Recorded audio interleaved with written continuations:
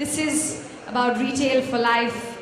The retail CEOs, are they businessmen? Are they Pied Pipers or they jugglers?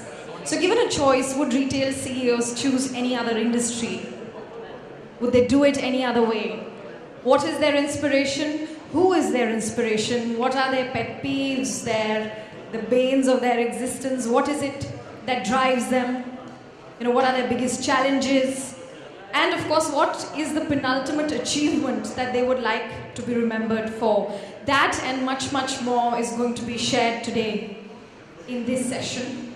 And I would like to invite our session experts. May I first call Ms. Biju Kurian, President and Chief Executive of Lifestyle Reliance Retail. Mr. Dilip Kapoor, President, High Time. Govind Srikhande, Customer Care Associate and Managing Director, Shoppers Stop. And of course, our session leader, someone who's a retail inspiration and mentor to many, Mr. B.S. Nagesh, founder, Terrain. Sir, can I invite you and hand over the session to you to take forward. Thank you very much. Thank you very much, Tanvi. That was really nice. I have a very interesting session, but before the session, I thought probably we could do a small poll. How many of you are from the retail business here? Raise your hands. No, raise your left hands. Okay. And how many of you love retail? Raise both your hands. Wonderful. Hey, I didn't say keep it down, keep it there, because love has to be real strong love, Yeah, at least this will ensure that you are all awake. Thank you very much. Thank you very much. How many of you aspire to be CEOs? One. Not bad. There are about 10, 12 people who want to be CEOs in the business. And how many of you aspire to be CEOs? Somebody is raising both the hands, thinking if I raise two hands, I'll become a CEO faster. I'll ask my panelists here whether raising two hands makes you a CEO faster. Maybe at two places at the same time. How many of you want to be CEOs in the retail business? There are about 6, 7, 8 of you. So look at see what happens. How many of you from the retail industry? There are 300 of you. I know there's only 100 chairs, but I believe there are 300 of you. How many of you want to be? How many of you love retail? All of you. How many want to be CEOs? 30 of you. How many want to be retail CEOs? 10, 12 of you. Yeah, we are going to discuss the complexities of the business, the complexities of being a CEO in the retail business. And long time back, about 14, 15 months back, I had an opportunity to write a piece of article for the Images Group to look at saying, what is a retail CEO? Is he a businessman who's actually working on businesses to make business profitable for the shareholders? Or is he a Pied Piper trying to woo people to see that they all come together so that he can run the business? Or is he a juggler? Because half the time I believe that you're juggling around doing things in order to run the business. I have some eminent panel with me. I have an entrepreneur, owner, shareholder, creative director, operations director, all in one. He is the company himself, Dilip Kapoor with me. I have Biju, who is part of the Reliance Group, probably one of the largest groups in the country, and they have created a 12,000, 15,000 crore business in a short period of 7, 8 years. And I have Govind Srikhande with me, who runs Shoppers Stop business, which is the department store business of the country. And I would like to probably start with Dilip. How is it being a CEO, Dilip? Okay. How many times have you told me, Nagesh, that I'm a really lousy CEO, and the first thing you do is get rid of me? Tell me, how many times have you done that? I've told him so many times that the only way you will succeed if you sack yourself. But unfortunately, he has never sacked himself. Yeah? Well, I think, as an entrepreneur, when you start, you're lopsided. You have certain strengths, certain weaknesses, and I certainly was, both in terms of interest and in terms of abilities, was more the creative side. And possibly did an okay job there. But when it's been a total shock watching people like Shoppers Stop, watching Nagesh, how professional you have to be once you reach a certain size to be able to manage it. and it's been a tough job. I think it's an extremely difficult job to have the bandwidth that a CEO requires. People say entrepreneurs have a tough job, that they have to be everything to everyone. I thought the entrepreneur was the easy part. Now being a CEO is really, it's tough, and I think for somebody like me, who's creative oriented, probably not even very pleasant. Dilip, when you started off, I don't know what, 20 years back, 25 years back, and started off high design, you must have started off thinking that you are going to be in business as a creative person, so you plan yourself to be a businessman, okay? And when you look back at 20 years, have you been a good businessman? Have you been juggling, or what have you been doing? How do you describe the last 20 years for yourself? I think I had a really hard time the first 10 years because I didn't even know how to read my P&L account. So I'm telling all my kids now that I don't care if they want to study political science, this, that, and none of them are studying business. That they have to take some courses because in the first 10 years I got robbed badly 3 times by my accountants. So that wasn't very pleasant. So initially you said it was P&L, but in actually when you look at the Indian retail, first 10 years you have to learn how to read the L account, which is the loss account, and then you have to get into the P&L account to start looking at the profit and loss account. Yeah, tell me, Biju, when Reliance started, okay, I remember having met our old friend Raghu at that point of time, and I asked Raghu, saying, Raghu, you're joining Reliance, what is it that attracts you? And he was telling me that, Nagesh, where else will you have somebody who creates a vision to say, take $1 billion, create a $20 billion business. So take $1 billion, create a $20 billion business. How do you look at this last 7-8 years of your journey? Again, is it a professional working in a business environment, or is it juggling as much as an individual entrepreneur has to do? Well, I think first of all, you joined because of the vision. Ultimately, at the end of the day, I was pretty happy at Titan and doing what I was doing. Till I got enamored by this vision, which is we need to be in the retail business. We need to do different things in the retail business. We don't have a hesitation about investing. So I said the biggest stakeholder in your group is telling you that that's how it's to be done. And certainly you have a lot of confidence, saying that he will certainly back his words with money. So that is the first thing. So if you don't have a vision, there was absolutely no reason to shift. The second part of it is that he also was very honest. He said, I have no understanding about the retail business, but I am recruiting people like you to be able to set up a retail business for yourself. So in a sense, what is happening is that your role was clearly being defined by that one sentence. Because it was not said that you will do X, Y, Z, this will be your role, this will be your job description, etc.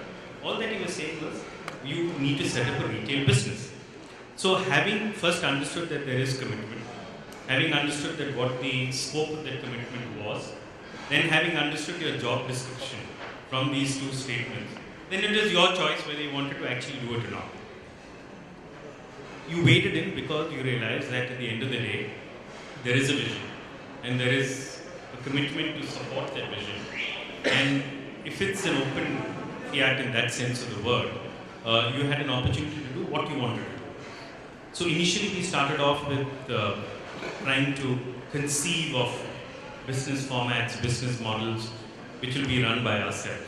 Somewhere along the line we said that, why is it that we have to do a lot of these things ourselves? Why can't we partner for some categories?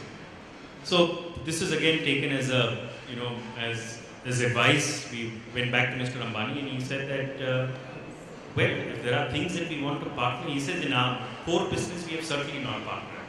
We haven't partnered with anybody for the purposes of running our business. But if you all think that in the retail business that we need to partner with some people because they bring certain assets to the table, then please go ahead and do that.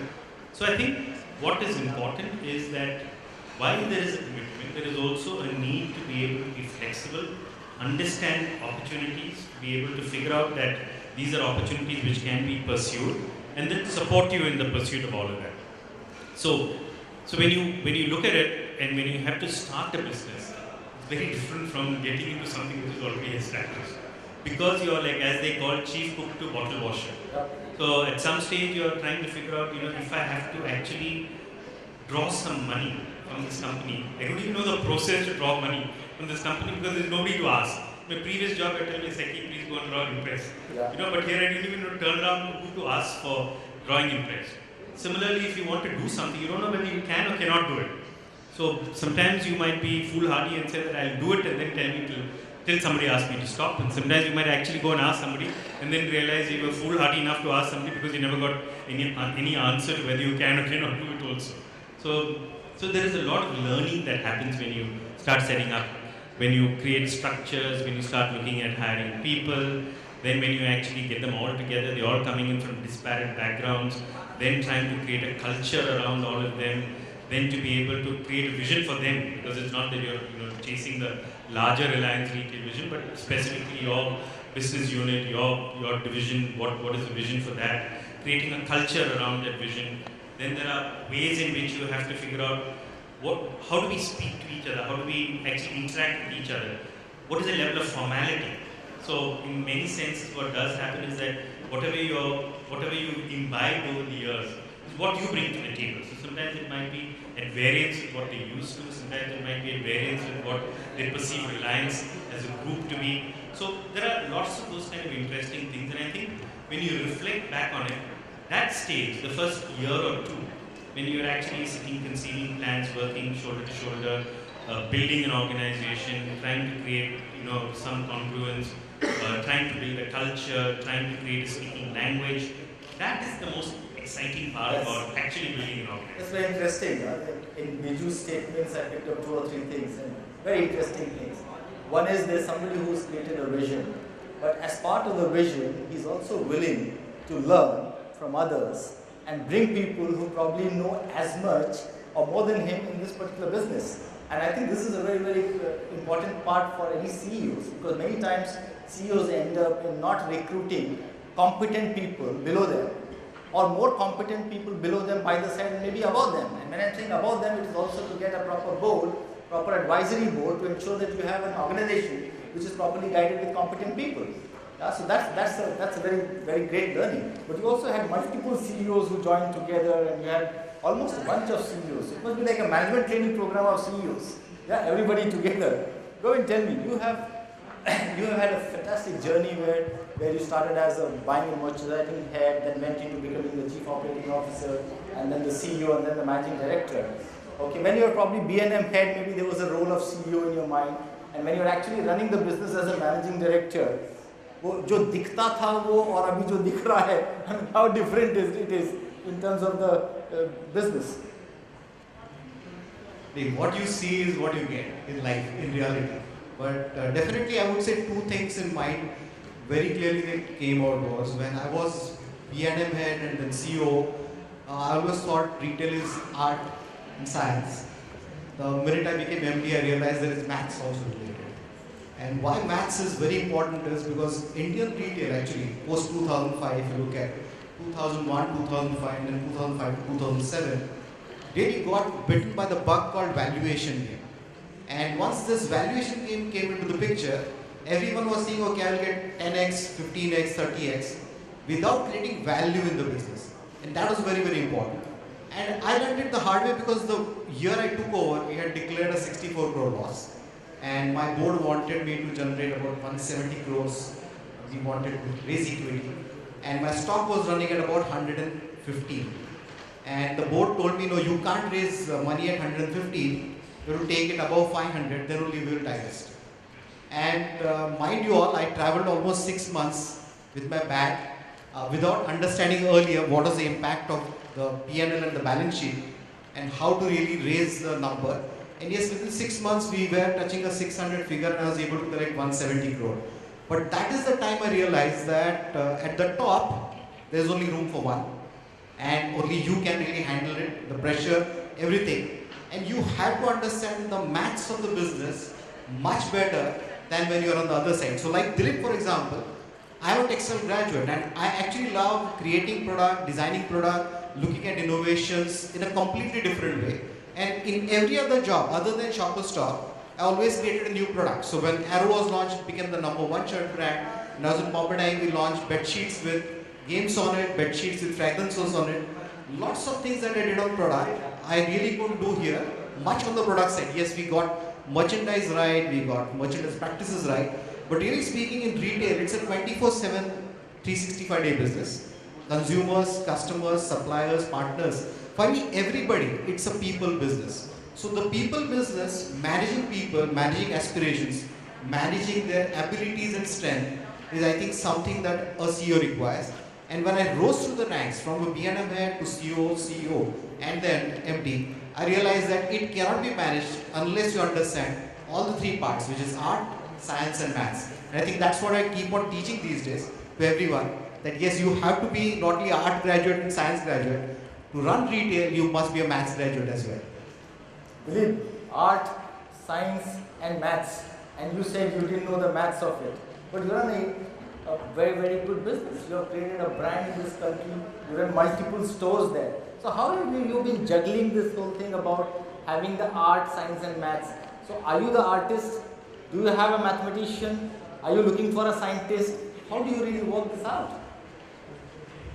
When I look at CEOs, when I look at professional CEOs and somebody like me, what I notice is their ability, as you said, I think, is the ability to handle people, to be able to coordinate people. This is a very critical skill which I think as an entrepreneur you often miss. As an entrepreneur, I think, we're like a bulldog. We know what we can do and we can do a good job and we can run with it. We do a great job. But when it comes to coordinating and working with people, that's a skill that we have to learn. I don't think it's so much math. It's an easy one. You have to look at numbers and look at Excel sheets. I haven't found that to be so complicated. But understanding the art of coordinating, working with a lot of large numbers of people, as you said, the art of interviewing people and choosing the right person, and then taking them through and training them so that they can do at least 75% of what you claim you could do. That's where I think we stumble. Biju, when we are setting up organizations, many of us have opportunity to set up organization from the start. Many of us have the opportunity to build the organization. But when you're starting an organization, you need to recruit probably 3, 4, 5 levels together. Yeah? And when you're building an organization, you're building it step by step.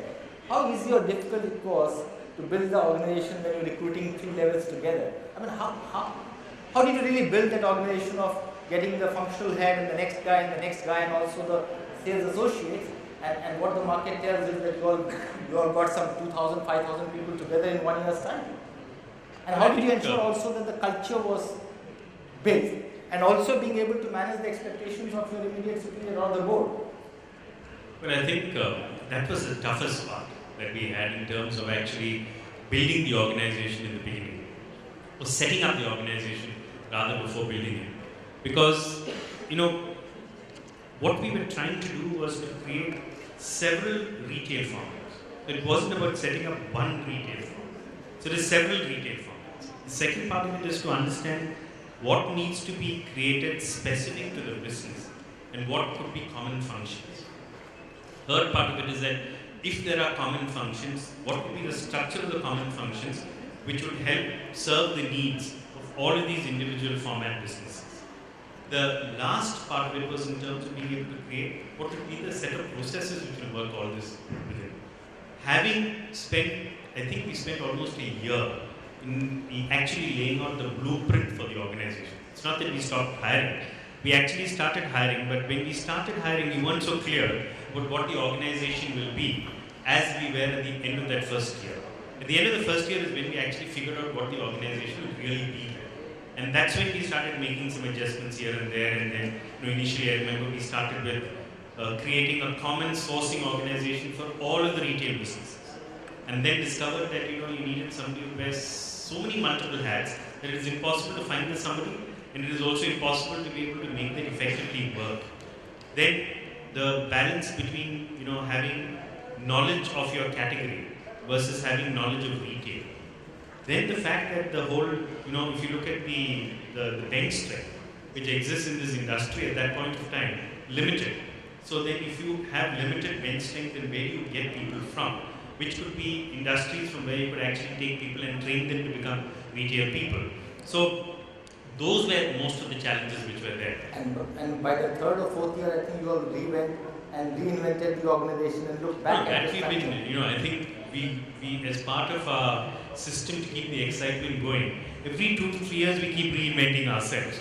So that is necessary to be able to keep some excitement in the organization. Tell me, will it be fair for the audience sitting here to just look at saying, if you're starting businesses like retail, in spite of having resources that the Reliance Group has, and I know that you had the best consultants, and all of you from the retail industry were there will always be trial and errors? Or do you think that we have in India today ability to create 1 or 2 models and say, hey, I think we now know the model of department stores, we now know the model of supermarkets? Or because one of the important things for a businessman is to say, when he puts a plan, at the end of the plan he also looks back saying, have I achieved my strategic goals? Have I achieved my strategy? In this country, at least last 20 years, I have realized that you work out a plan and everything is working right, and suddenly one minister, like today in the morning, Yashwant Sinha has said that he will not allow Walmart to enter in the country. So there goes Walmart before the elections. So how do you really work this out? Or do you think, hey guys, develop the skill? And can you develop the skill of inventing and reinventing? Kishore calls this as creation and destruction. He says, I create and Rakesh destroys. Sorry, Rakesh is not here. But anyhow, so is there something like that you have to build for yourself? No, actually, in terms of, if you're modeling yourself along the lines of somebody else, it's relatively simple. But then when you start, let's say for example, we wanted to start hypermarkets. When we wanted to start hypermarkets, the day we actually joined, I think 3 days later, Hypercity Malad started. So what do? We all trooped into Hypercity Malad to understand. First month of Hypercity Malad was a complete, completely unrealistic representation of what a hypermarket would do. So all of the models that we created in the first month of Hypercity were very, very ambitious models because the numbers were so high. And then when you actually started the hypermarket 2 years later, in 2007, August 15, we realized the reality is very different. Can I tell you a secret? We knew a lot of people were planning, so we said, let's plan a hypermarket which our competitors will copy for the first 3 months, and then we'll change our model. And if you look at the normal sale was 85%, and we said that how is it that we are achieving 100% every month on month? Then we realized that 15% of the sale was to competition, to expats who were coming to check us up. Yeah, but thank you very much. In hindsight, let me thank you there. Yeah. So the second one was Sahakari Bandar. Sahakari Bandar, there was an arrangement with Sahakari Bandar where we would run the stores. Sahakari Bandar was again a good example for us to be able to follow in terms of how not to do things, till we actually figured out what is the things that we need to do there. That then became the progenitor of our model for our own Reliance Fresh stores. So in some senses, some things we learned. But when we wanted to start, say, for an apparel business, a multi-brand apparel business, there weren't too many models around. If you wanted to start, say, for example, a jewelry business, there were a few models around. So depending on what you could emulate, you looked at some of those and then modeled your business plans accordingly. And then after that, if you didn't hit it, then it is largely because of your own, faults in implementation, rather than the fact that that's not the reality in the marketplace. But the reality was there in the marketplace for you to be able to follow. Govind, if you look at, we're discussing about the development of a strategy. You have seen situations in the company when we probably opened 2 stores or 3 stores, and even those 3 stores were delayed. You'll book the orders and you'll have the stocks ready and the stores will not open for 6 months, 1 year. Now you are in a situation where you're opening 10 stores, 12 stores, 14 stores. Tell me the whole uncertainty in the life of a CEO, in this country for retail. How do you plan for those uncertainties? And how do you answer the uncertainties to people below the line? Because they expect that you as the CEO should be able to sort that out. They would say, boss, you only told me to prepare for the stocks. No, you said 15th of August store will open. Now we have ordered it. Now you're telling me you sell but don't mark down and show that the margins are there. How do you really manage these uncertainties? Actually, one of the best words that I read recently, I think HUL has used that word, and it's come from the American Army. It says VUCA. I don't know how many of you have read it, but it's so applicable to the Indian retail or Indian politics also per se. So VUCA stands for, V stands for volatility, U stands for uncertainty, C stands for complexity, and A stands for ambiguity. Now while we are talking about, let's say Yashwant Sinha's comment that he is saying Walmart should not be allowed. But what has the Anand Sharma announced as of now? As of now, Walmart cannot even buy an Indian company, and if they want to create a JV in India today, another company has to put in 100 million plus. Now we know that all retailers in India today who are operating food, their losses are in the region of 25 million to 100 million.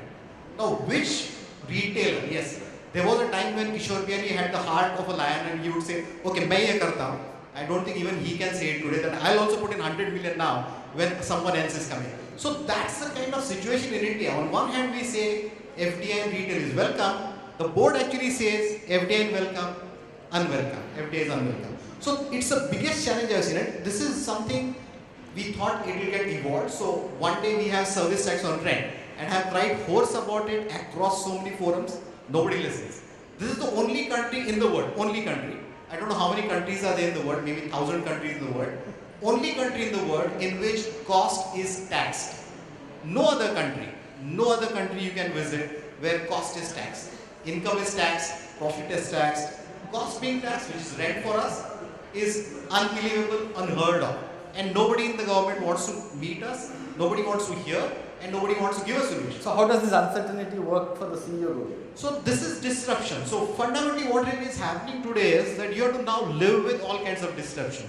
Today suddenly flood happens in Surat, you have to be prepared. Next day fire happens in Inorbit, you have to be prepared. Third day the government raises power tax, Reliance for example, increase power rates by 35% suddenly, you have to be prepared. Now you can only be prepared up to a point. So we said a few years back that our model of operation, we reinvented the model and said it is not impacted by recession. Yes, it is not impacted by recession, but our profits go down dramatically. So it's a challenge that we see in Indian retail. So currently, for example, if you pick up any global numbers, the global profitability, EBITDA number of hypermarket is 8%. Indian department stores struggle to hit 8%.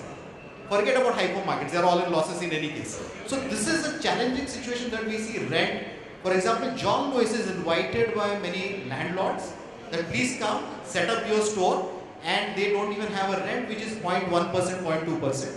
Indian rents we pay 12%, hypermarkets pay more than 7%. And if you look at the discussion that every one of us has on scam, as it is called as scam in Indian retail, scam is almost same as rent these days for many vanilla retailers. For us, it is running at 30 to 40%. So this is a challenging situation in Indian retail. Yes, you have to still manage it and you have to still keep on reinventing yourself all the time. I think that's what keeps us slightly younger all the time on the feet. And yes, we cannot go back to our cabins and say, okay, aaj ka din acha gaya. There is some new challenge coming every day. So Dilip, when you find these kind of uncertainties, let's say if Govind has this kind of an issue, he has probably a promoter to go back and talk about these issues, okay, or maybe he has a shareholder to go back and talk about it and maybe do a rights issue to get the money. I don't know whether Biju has a checkbook signed by Mr. Mani kept in his drawer, but I mean he at least can go somewhere. What happens to entrepreneurs when these kind of uncertainties come? I mean, how do you manage and juggle between the finances, the strategy, the intent, and what's really happening on the ground? Because these are sometimes very, very unreal. So I want you to talk to the audience about what goes through in the minds of an entrepreneur. How do you tackle it? Because there are a lot of entrepreneurs who are sitting here who want to get into business, are in businesses, and I'm sure they must be facing these challenges day in and day out. I think what we realized about 4 or 5 years ago was being independent, wanting to be totally independent, which is sort of at the heart of my spirit. It's a tough job. That you actually need big brothers, you need partnerships. You ask me as an entrepreneur. And there are two types of partnerships. One is you can take investment from somewhere. For example, when we took an investment from somebody, we took it not because we needed the money. Actually, we took it because we thought we could learn a lot. So it was very clearly answering your question. It wasn't a question that I'm taking private equity and I need money. But you asked me also the question, you asked Biju whether if there is a model, can you replicate it? Does it work that way? Well, here we have somebody who makes the best bags in the world. And we're in the bag business. We thought, wow, this is problem solved. We had one of the best managers from best factories come and spend 3 months, in a factory. We thought we had lots. When we did change over to the system which they were following highly successfully, we were a total flop. We in fact lost 30% of our own production that we had. So I'm not sure that you can replicate that easily. At least the international models, replication is not the answer. I think you can learn from them. The solutions are maybe easier to find. I find solutions are easier to find when I talk to Govind, when I talk to you. I think so. You need big brothers within India also. Our systems of working, our ways of working, the people that we work with are actually very different. I think my big brothers abroad are great listening posts. I learn a lot about branding, I learn a lot about marketing, but I don't really find solutions that can be replicated. But big brothers in India are often found for help. Say, shoppers, for example, is always a learning experience. Whenever I talk to shoppers, whenever I ask for help, they have nothing, no investment, but they are great. We have other companies which do have business relationships. So I would say an entrepreneur needs big brothers. I think the days when it can be a mid-level company or a small-level company that can, walk in by itself and solve its problems by itself, or even actually go into a mall and say, hey, listen, treat me seriously, is tough. I think you need big brothers. One of the things that intrigues me is that we are such a large country. We talk of a billion population. Today morning, Arvind Singh was talking about the opportunity, but he also spoke about to say that almost all businesses in the last 20 years have reached 300 crores, 500 crores, 1,000 crores, and Abhi was saying if you grow from 300, you become 500 crores. Is it almost a necessity to have a big brother, a large promoter, a large shareholder to support the kind of uncertainties that we have or the challenges that we have and the complexities to become big in the country? Because today morning, Kishore was talking about Biba and 20 years down the line, you are a 350 crore, 400 crore company. To become a 1,000 crore, 2,000 crore, 5,000 crore, you require a Rahejas or a Bianis or an Ambanis to really build this up.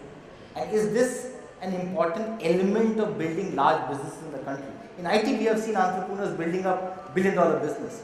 But in retail, do you say, no, I don't think we can build it unless we have a big brother support? Well, I think, if you look at the retail model in terms of construct, there are two elements to it. There is the store, and then everything that goes beyond the store.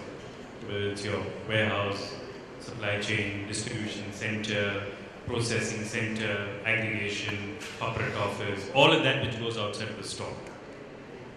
What we know in this business is that, as Govind was mentioning earlier, this is a low EBITDA business. So if you were to look at this business and assume that you've got a turnover of 100 rupees and you, let's say, make an EBITDA of 7%, 8% or something which Govind had mentioned, what you're doing is you're finally making 8 rupees.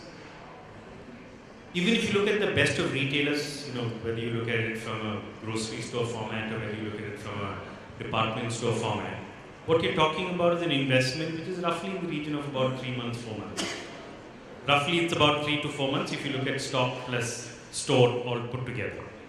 And if you want to open on 8%, 7% EBITDA, okay, assuming you're not paying any tax or interest, and if you take out a little bit of interest, if you want to open another store at 4 months, which is 32% of your turnover, you need to make at least 4 or 5 of these stores and profitable at 7 to 8% in order to set up the 5th store. So what we are all very clear about is that if you want to open the 5th store, it requires capital. So when you start the 1st store, the next store will require capital, the 3rd store will require capital, the 4th store will require capital. Forget all other costs. Forget your processing center investment, your warehouse investment, And you haven't spoken your about the corporate corporate costs. None of that. Forget all of that stuff. Okay? So the entire business is predicated on the fact that you need capital. One. Secondly, this cannot be short-term capital. It has to be long-term capital. Thirdly, whoever is giving you that capital, so whether it's an Ambani, Vianney or Raheja or a bank or a PE, it's somebody who's got to have a long-term vision. Because if they are going to give you the capital saying that I'm giving it to you and I've got some loose change today, please return it to me back at the end of a year, then that's certainly not the kind of capital that you want. So you want capital which has got a long-term vision. As Dilip was mentioning earlier, if this capital comes with some strategic support, rather than merely financial capital, it will certainly be helpful. So when you look at this entire retail business, the fact is that it is a business which requires long-term capital, which means that the person who's actually starting the business needs to have long-term vision, he needs to have the patience, and it can't be that, it can't be a trader mentality. It can't be that I never made money on this trade and never made money at the end of the first year. You need to be able to take this for a long period of time. I just go with it. If you look at two aspects of the business we have discussed, one is it requires long-term capital. Second is it's a long-term business. I mean, you make money at the end of 5, 7, 8 years if you take all the costs. You've been in the business now, in the Shoppers Stop system for 14, 15 years. What will be your advice to the CEO in the making? What kind of a makeup and mindset should the CEO in the making have to run retail business, to meet these two requirements, the long-term return to the shareholders, okay, and the business itself being a long-term business? I think three factors very clearly that come to mind. One is related to people, and when I say people, it's not only internal, it's also customer. I think understanding the customer, understanding team is very, very crucial for a new CEO. And that's the reason behind it is the consumer tastes are changing. The consumer models are changing, delivery models are changing, new formats are coming. Changes are happening at a much faster pace than what happened 10 years back, 20 years back, 30 years back. So 20 years back, the model was pretty easy. 10 years back, it started becoming difficult. Today, it's becoming very competitive and sharper. So as a CEO, he will have to really understand customers as well as internal team strengths and obviously the other stakeholders, which is the shareholder, the promoter, the suppliers, much strongly than earlier, number one. Number two is the business model. I think we'll have to again go through another reinvention. So if you're looking at hitting a 8% EBITDA and you're expecting a disruption of 2 or 3 or 4% happening, how do I make it more stronger? So how do I get my gross margins higher than what I am today? Whether it's through exclusive brands, tie-ups, superior throughputs, lower rentals, managing cost, etc. I think managing the margin cost equation is going to be very, very important. Third, start creating disruption yourself. You can't anymore wait for disruptions to hit you. So you can't be remaining like a Palm has been written off, or a BlackBerry has been written off, or a Nokia has been written off. All three were giants in 80s, 90s and 2000. Today they are nowhere there.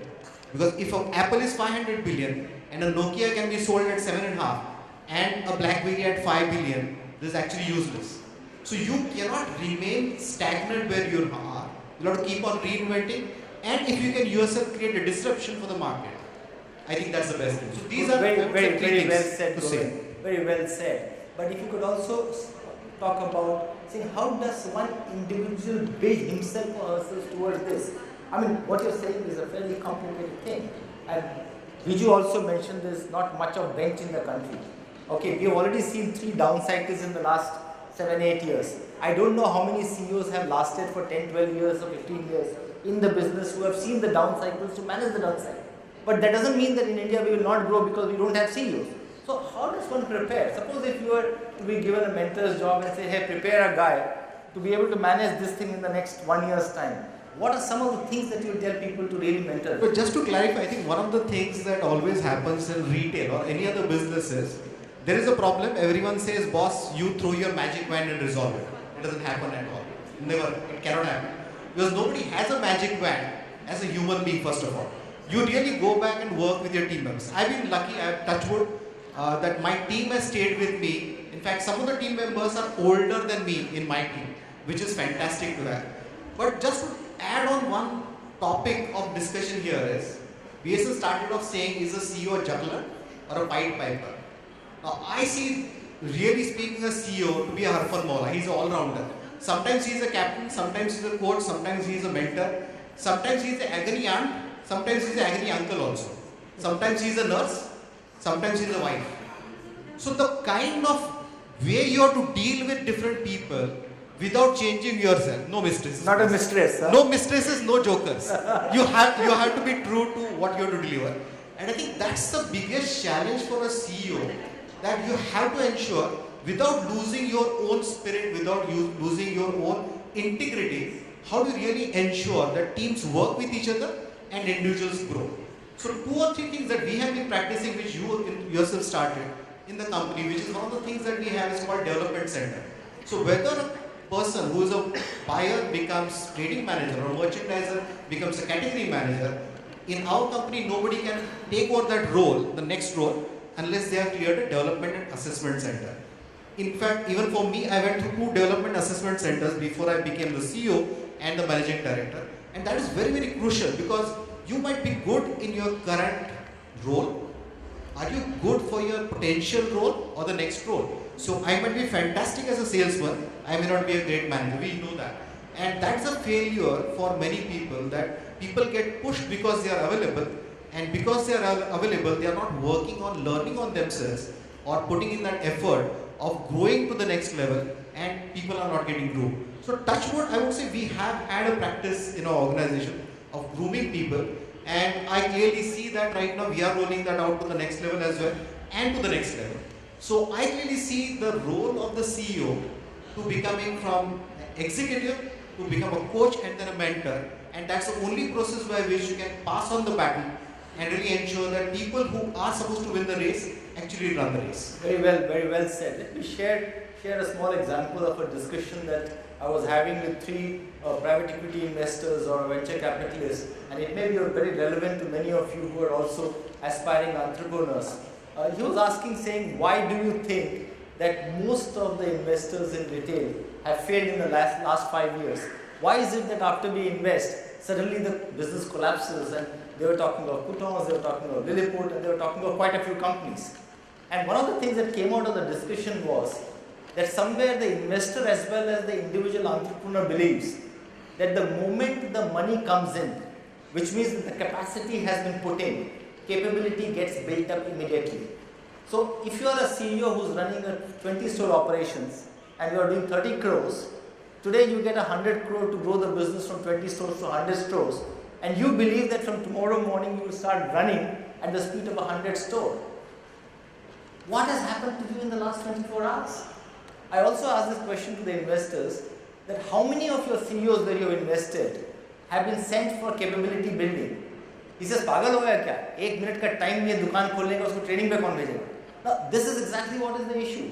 You are not building capability for the person to take over the next role, but you are giving the next role because that is what it is. And I think this is very critical to build the capability of a CEO. And one of the other things that both Biju and Govind mentioned is all about learning. The ability to be open to learn yourself from people by the side, people above and people below you. And until you are able to learn, you are not able to grow yourself, not able to build capability. I think that's a very interesting point. Biju, when you face things like this, and when you are at the top, and when you are the only person, I mean, there's nobody else there. I mean, how do you handle these situations? It's a tough job to handle, I can tell you that much. Because at the end of the day, you're a designated head. And you're a designated head for everything, for the glory that it commands, as well as the pain that it brings. So I think, what you should see your role as is that when I look at a retail organization and see my role there, first of all, I don't sell a single product. All of the sales happens in the stores. So in some senses of the word, I think when we look at an organization, we should see this organization as not a pyramid, but an inverted pyramid. Where what is happening is that where we are all at the bottom, and all of the staff in the store are at the top, and they are the ones who are facing. So while we might build, let's say, a 15,000 crore retail business this year, and customers might come into the store saying that this is a Reliance store, and they might associate